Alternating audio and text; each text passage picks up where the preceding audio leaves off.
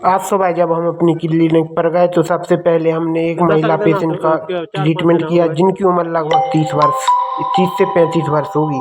तो दोस्तों आप लोगों के लिए बता दें, इन्हें सर्दी जुकाम बुखार की समस्या हो रही थी, साथ में खांसी भी आ रही थी, जिनका ट्रीटमेंट करने के लिए हमने कमर में 2 इंजेक्शन लगाए। तो दोस्तों यदि अभी तक आपने वीडियो को लाइक न किया हो तो जल्द से जल्द वीडियो को लिए लाइक कर दीजिए और चैनल को सब्सक्राइब भी कर दीजिए। महिला काफी ज्यादा डर रही थी इंजेक्शन लगवाते समय, फिर भी हमने बड़ी मुश्किल से उनके लिए तैयार कर लिया इंजेक्शन लगवाने के लिए। चलिए तो दोस्तों आप लोग वीडियो में बने रहें और वीडियो को पूरा जरूर देखें। को खुल रही बात हमने हम के तो 11 दिन में खाने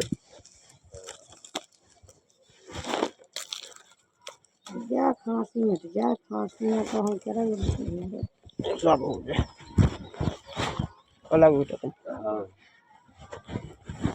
आराम का लगा दिया।